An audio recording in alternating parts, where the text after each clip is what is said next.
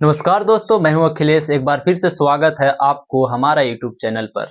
आज के इस वीडियो में हम बात करेंगे चैप्टर नंबर 4 के बारे में, जिससे हमें आज पढ़ना है वस्तुएं, उनके पदार्थ और विशेषताएं। इनके बारे में पढ़ना है कि आखिर वस्तु क्या होता है, पदार्थ क्या होता है। अपने आसपास जो भी सारे चीज देख रहे हैं वह क्या है? वस्तु है। जिसे आप देख सकते हैं, जिसे आप छू सकते हैं, क्या कहलाता है? वस्तु कहलाता है। पदार्थ क्या होता है? तो जिस चीज से वस्तु बने होते हैं उसे पदार्थ कहते हैं। जैसे कि ये मार्कर है, यह मार्कर क्या है? एक वस्तु है। लेकिन यह मार्कर किस चीज से बना हुआ है? तो मार्कर प्लास्टिक से बना हुआ है। तो प्लास्टिक क्या होगा? प्लास्टिक पदार्थ होगा। तो आप यहाँ से स्पष्ट कर सकते हैं कि पदार्थ क्या होता है और वस्तु क्या होता है। तो चलिए एक एक करके इन सारे चीजों को पढ़ते हैं। पदार्थ उसे कहते हैं और वस्तु किस पदार्थ किसे कहते हैं और वस्तु किसे कहते हैं? तो वस्तुओं उसे कहते हैं जिसका हम लोग छू सकते हैं और देख सकते हैं। जैसे कि कलम, कपड़ा, बोतल, ये क्या है? यह वस्तुएं हैं। पदार्थ किसे कहते हैं? तो पदार्थ उसे कहते हैं जिस चीज से वस्तुएं बने होते हैं।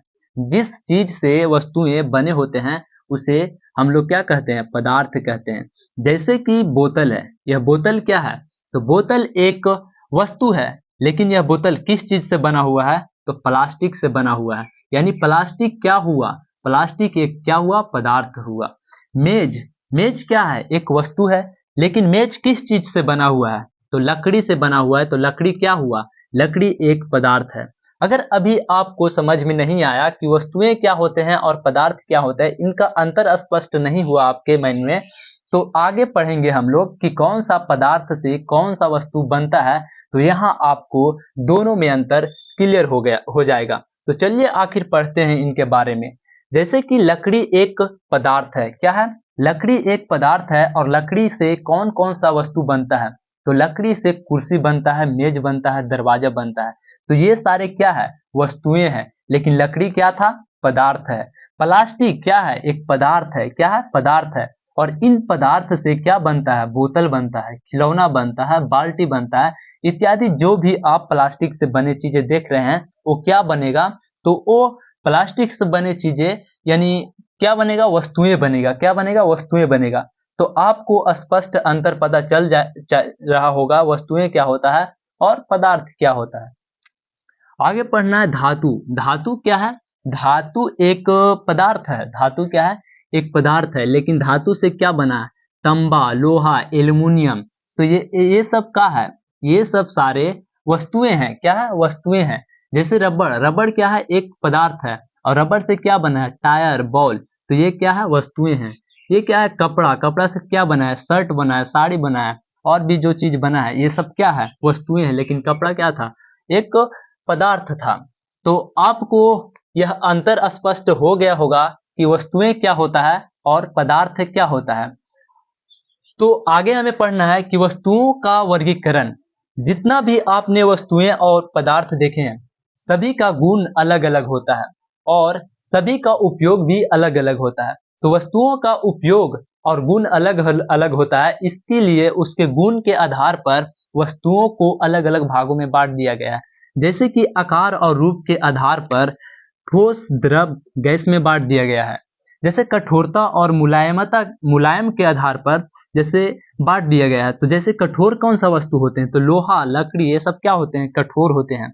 मुलायम कौन से होते हैं? कपास, रबड़, ये सब क्या होते हैं? मुलायम होते हैं। ऐसे ही दो तीन गुण और पढ़ना है हमें, और यहाँ से चैप्टर खत्म हो जाएगा। तो उसको पढ़ के हम लोग चैप्टर को खत्म करेंगे। इस चैप्टर में ज्यादा पढ़ना नहीं है, क्योंकि आप पढ़ेंगे इन सभी के अंदर से क्लास 6 के साइंस के चैप्टर नंबर 5 में। ये चैप्टर नंबर 4 है और आप चैप्टर नंबर 5 में इसके अंदर के बातें पढ़ेंगे। तो इसीलिए इस चैप्टर में खाली इसका परिचय दिया गया है। तो चलिए दो तीन गुण पढ़ते हैं और इस चैप्टर को खत्म करते हैं। तो चलिए पढ़ते हैं वस्तुओं के वर्गीकरण का तीसरा गुण। तीसरा गुण, वस्तुओं को बांटा गया है चमकीला और फीका के आधार पर। जैसे सोना और जो चांदी होते हैं वह चमकीला होता है, और लकड़ी और कागज जो होता है वह फीका होता है। चौथा है पानी में घुलने वाला और ना घुलने वाला। पानी में घुलने वाला में से नमक और चीनी आता है, और नहीं घुलने वाला में से रेत और तेल आता है। चौथा पंचमा पढ़ेंगे। अब पंचमा है पारदर्शिता के आधार पर। वस्तुओं को पारदर्शिता के आधार पर, पारदर्शिता के गुण के आधार पर मतलब बांटा गया है। तो पारदर्शिता क्या होता है, जैसे कि पारदर्शी, अर्धपारदर्शी, अपारदर्शी। पारदर्शी उसे कहते हैं जिससे प्रकाश आर पार हो जाए, जिस वस्तु से होकर प्रकाश आर पार आसानी से हो जाए पारदर्शी कहलाता है। जिससे थोड़ा थोड़ा मात्रा में पार हो उसे अर्धपारदर्शी कहेंगे।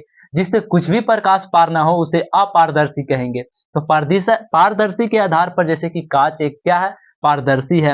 अर्धपारदर्शी, जैसे कांच घिस गया तो क्या हो गया, अर्धपारदर्शी हो गया। कागज क्या है, अर्धपारदर्शी है।